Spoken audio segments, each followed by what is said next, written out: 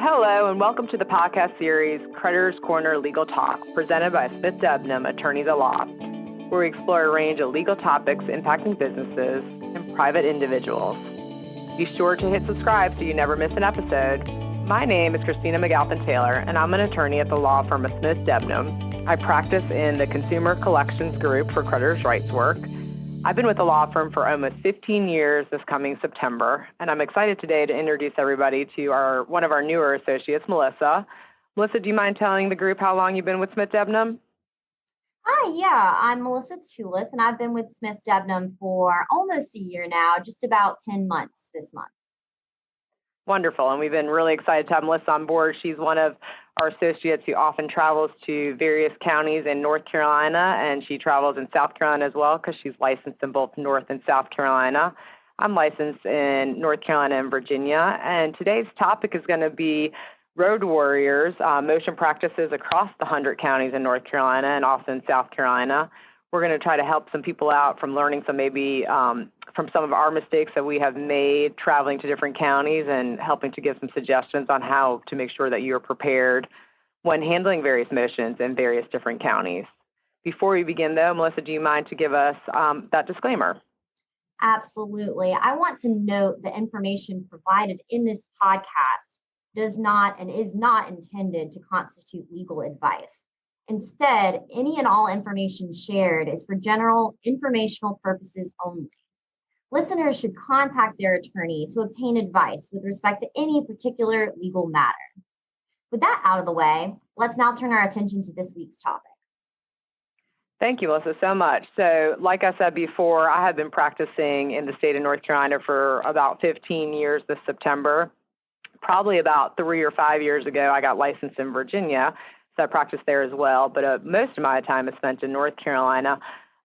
Melissa, like I said before, is licensed in both North and South Carolina, so she travels to all of the 100 counties in North Carolina. How many counties have you been to at this point, Melissa? Do you know?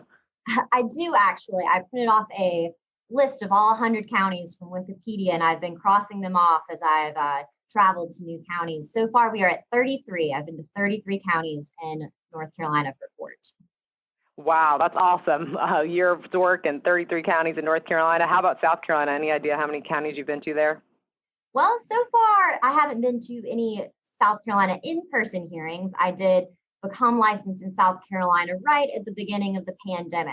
So I've been to several South Carolina WebEx hearings, but so far, no in-person hearings. They're still largely doing WebEx. Okay, very good. I hadn't thought about that with COVID, that you probably haven't been to many South Carolina counties. I think I've been to probably 60 or 70 North Carolina counties, and I've really only been to one county in Virginia.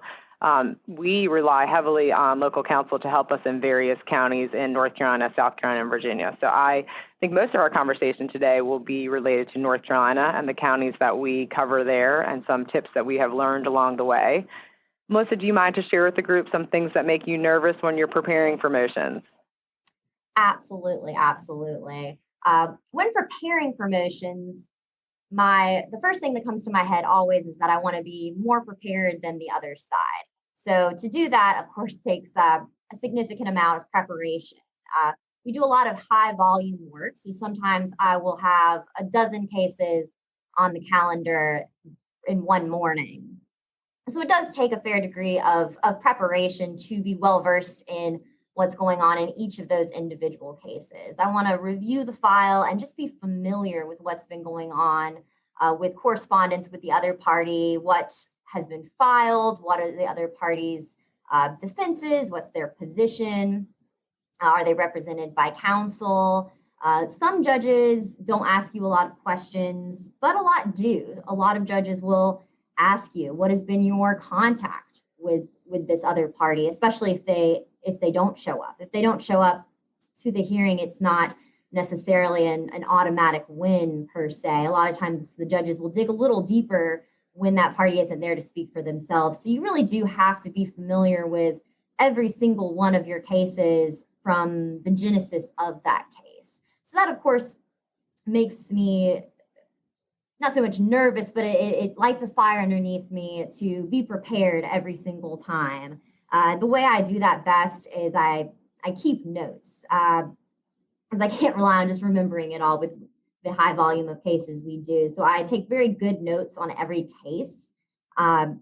And I rely on those notes about correspondence we've had with the debtor, about the status of the case, the age of the case, and I can look down and rely on that when I'm actually in the hearing. Melissa, thank you so much for sharing all that information with us. I was going to mention to the group that we are really spoiled because we have awesome paralegals who often provide us with what we call a disposition sheet. This disposition sheet also often includes when we filed the complaint, when we received an answer, if the answer was filed, if there's any counterclaims, if discovery was sent, if there's been phone calls. It refers to the bankruptcy check, the scrub checks that we do related to making sure the consumer isn't deceased. Do you find that disposition sheet to be helpful? Oh, incredibly helpful. I love my disposition sheet. Yeah, it gives a timeline for everything that's occurred in the case, whether we've requested discovery, whether that discovery has been responded to, whether there's been an answer, whether that answer was verified, everything you need to know on one quick sheet of paper. It is so, so helpful for quick reference when you're in court. Yeah, I would suggest to anybody listening right now that does not have a disposition sheet to consider making something. And basically, we have a template, like I said before, that gives the timeline of things that have happened when the complaint was filed, when it was served. We often also, I will include my handwritten notes on that. If I see that a settlement discussion had taken place and it wasn't resolved for whatever reason, I might include those notes. And this is really helpful not just for when you're preparing for court, but when you're actually in court. If the judge asks a quick question, when was the answer filed, rather than having to flip through all the pages, it allows me to quickly look onto the sheet and see, oh, the answer was filed on January 5th, 2020, and I can quickly refer to that. And then behind the disposition sheet, I don't recall if Melissa spoke about that or not, but we would include copies of our complaint and our answer, our motions, any type of discovery we have. Often we'll have notes from phone conversations, discovery responses, and things of that nature. Another quick tip that is most important when attending motions in any county, whether it's North Carolina, South Carolina, or Virginia, is to make sure you have a notice of hearing and make sure you have a copy of that notice of hearing. Have you had any issues, Melissa, where you've seen other people in court who have maybe had a hard time with that? Oh, definitely, definitely. And especially when you're dealing with a pro se party, the judge is going to be very concerned with making sure that you properly notice that party of the date and time and place to be for that hearing. And I think it's also helpful that we bring our file stamp notice of hearing with us, because you would be surprised how many file stamp things that the judge just for some reason cannot find in the file, and you need to hand it up to them. So it's great to have that on hand. I would say necessary to have that on hand at all times when you're in court. Yeah, I would agree with Melissa 100%. The first thing I'm checking for is typically to make sure we have a copy of the filed complaint, a copy of the filed answer, and then absolutely a filed copy of that notice of hearing. Because the last thing you want to do is drive to, say, Buncombe County or Wilkes County, be in the car for several hours, get all the way out to the hearing, and the judge says, oh, I don't think this is on for today. It's nice to have that filed copy of the notice of hearing to show to the judge and the clerk. Sometimes they'll hear you, sometimes they won't, but at least you know you tried your best and you've made sure, like we said before, that you're more prepared. You always want to be the most prepared person in the courtroom. That is the biggest takeaway I would take from that. Are there other things related to local rules, Melissa, that we haven't touched on yet that you think are important for the crowd? Yes, definitely. And just touching also again on the notice of hearing and calendaring motions. Calendaring motions can be something that is very county specific, and that local rules will be very different between, say, Wake County or Guilford County and Mecklenburg County. And on that note, I would give another shout out to our awesome legal staff at remembering and knowing and being well versed in all of this strange local rules that we encounter from county to county. Because some counties, if there's not a certain county specific form filed along with your notice of hearing, they will not put it on the docket that day. And if you don't frequently practice in, say, Guilford County, you might not know that. So big shout out to our very competent legal staff at always knowing what to do there. Absolutely. I think that's a really good tip, Melissa. If you, for example, have your office in Raleigh in Wake County and you plan to go to Guilford County or Mecklenburg County or even Johnston County, a closer county, I would strongly suggest that you make sure to read any local rules. I don't know that every county has local rules, but you definitely want to check. If you call the TCA, they will be proud to tell you about their local rules and often can provide you a copy of that or tell you where you can find it. And those local rules will clearly identify, like Melissa said, if there's a different form that you need to fill out to get your motion heard on the calendar for that day. So that's really important to make sure you check any local rules related to calendaring motions. And I don't know if we mentioned this before, but I don't want to forget to say this. We talked about the disposition seat being important. I also think it's really important to go to court, and you should anticipate that you are going to win your motion. You shouldn't go in there thinking you're going to lose. Hopefully you've prepared and you've got the good case law to support your position and you have a good argument to present to the judge. So make sure you always go to court with a draft of an order. That's really helpful. And I always make sure I bring 3 copies of that. So in case they are able to file it right there that day, you'll be able to go home with 2 copies, one for your office and one for the defendant or the defendant's counsel. And of course, you need to have a copy for the judge to be able to put into their records. So I would strongly suggest going to court with a drafted order. Of course, there can be changes that need to be made, and sometimes the judges will handwrite on those orders. Other times you'll need to go back to the office and make some amendments or changes to it. But it doesn't hurt to have a draft order, especially if it's a pretty simple motion, like judgment on the pleadings or a summary judgment motion that is not contested. Most judges are happy that you have that order so they can sign it, file it, and get that off their docket. Do you have any other things I'm forgetting related to drafted orders, Melissa? Absolutely. So I totally agree. You should always have a draft order with you, especially with a simple motion that you anticipate winning. It's just a lot easier to walk out with a file stamp signed copy that day. I would also recommend that if you are in a situation where you need a custom order for whatever reason, that you ask the judge or the clerk right then and there, how do you want this order submitted? Because every judge in every county has a different way they want it submitted, sometimes to their email, sometimes to their clerk's email, sometimes to the TCA. And it may vary, and it may be very difficult to get somebody on the phone after the fact who knows how that specific judge is going to want that order submitted. So it's best to ask right then and there, Judge, how would you like this order submitted, so they can tell you? That is a really good point, Melissa. I'm glad you brought that up because that does happen. I've been in a situation where I was so excited that I've won the motion and they wanted some changes to my motion or to my order. And so I got back to the office and I was like, I forgot to ask where to submit it. So now you're delayed another day or a week or even 2 weeks where you're trying to find the TCA or the clerk who's there. And some of these smaller counties, these judges are traveling to different counties, so they don't have a physical location where they want to receive a copy of the order. They prefer to have it by email.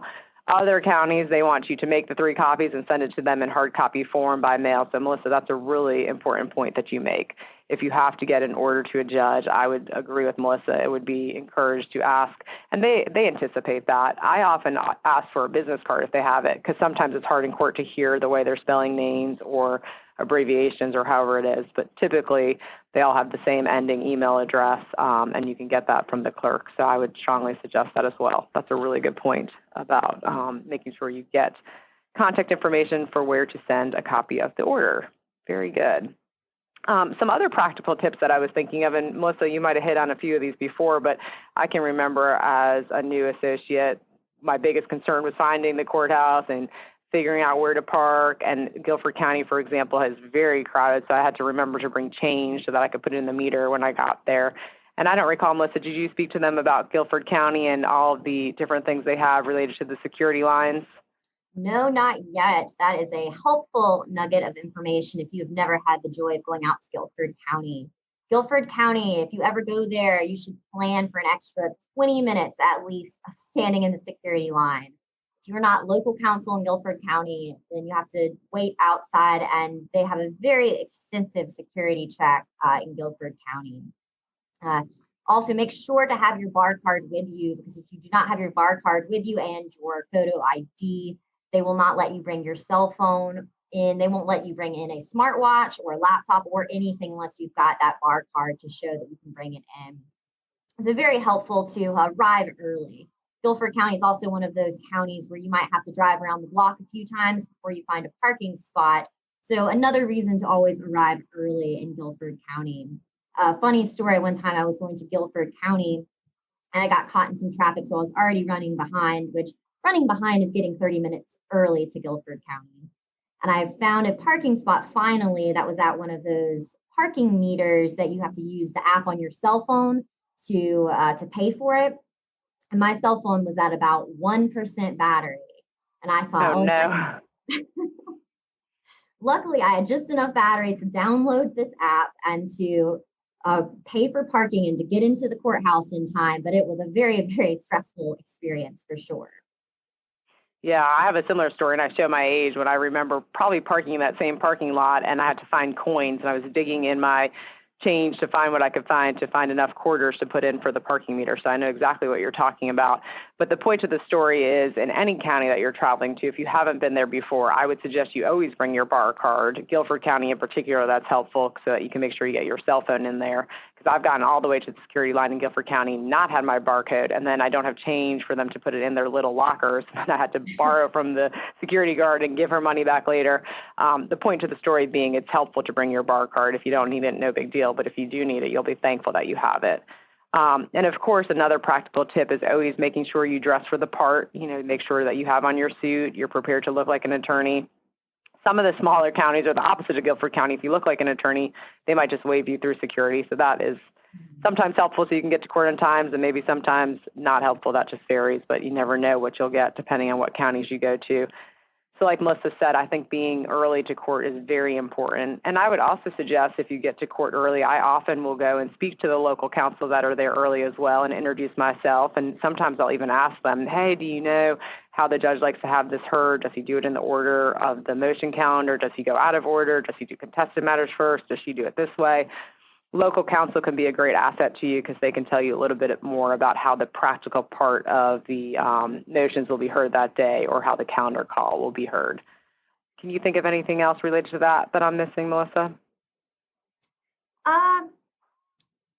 Yeah, there's also just always some peculiarities with the different counties. Even where you sit can be something that's county specific. Usually you sit up at the front or in the jury box when it's motions day. And sometimes the judge won't even call you if you're sitting out in the audience because they'll just assume you're not an attorney. So when you are in an unfamiliar county where the judge isn't going to automatically know you and know you're an attorney and that you're there for a motion, it's important to know where to sit. And like Christina said, it always is helpful to make conversation with local counsel so you know what's going on and know the order of the court. Yeah, and usually the people in the courtroom who know the most are the clerks of court, and they're often there early. And I always make an effort to make sure I can have an opportunity to introduce myself to the clerk of court because she's probably the one who's helped either calendar the motions or making sure that the motions are heard that day. And the clerk of courts typically know the best place for lunch. So if you get stuck there through lunch, they can tell you a good place to find something good for lunch. So I think that is most of our tips related to traveling in the various counties, unless Melissa has some others that I have forgotten. I think we hit on the big ones, Christina. I mean, there's always going to be things that surprise you, but you just got to be as prepared as possible. Always have your bar card and always be early. Yeah, I think that is the best tips. I was going to say to wrap it up, I think, like we said, getting to court early is definitely my number one priority, making sure I'm there on time. After I've had the time to, hopefully, the week before prepare and review my disposition sheet, making sure that we have filed copies of all the things in the court file. Bringing your bar card is always a good help. Making sure your cell phone battery is charged is probably another one that is helpful at times. And then making sure, like I said, you should be prepared that you will win that motion. So having a proposed draft order available for the judge to sign and bringing extra copies of that is helpful. And sometimes it's helpful to bring extra copies of a pro se answer. If you're worried that the pro se defendant didn't file it with the court, you might want to consider bringing a copy for the judge to review. I thought of that as I was writing my notes here today. But I appreciate talking with you today, Melissa, and I think this has been helpful to remind me of some tips to prepare to travel to various courts for motion hearings. Thank you to the audience for listening to us today. If you have any questions, you can reach me, Christina McAlpin Taylor, at CMcAlpin at smithdebnamlaw.com. My direct dial is 919-250-2131. And if you go on Smith Debnam's website, you can easily find a link to our email addresses because my email is pretty long. Melissa, do you mind to share your contact information? Absolutely. Probably the easiest way to find me is to Google my name, Melissa Tulis, and the Smith Debnam bio will pop up for you with all of my contact information. My email address is mtulis@smithdebnamlaw.com. Tulis is spelled Tulis. And my direct line is 919-250-2103. Very good. Well, thank you, Melissa. And we'd like to remind everybody that we have lots of different episodes that have been put onto our Legal Talk Creditors Corner podcast. Karen Enlow from our office, one of my partners, just put one up there recently related to the validation notice. I haven't had a chance to listen to it yet, but I plan to do that hopefully sometime later this week. So I would encourage everybody to check that out. And lastly, we'd like to remind you guys to subscribe and to stay well and to have a good rest of your week. Good luck traveling to the various counties in North Carolina, South Carolina, and Virginia.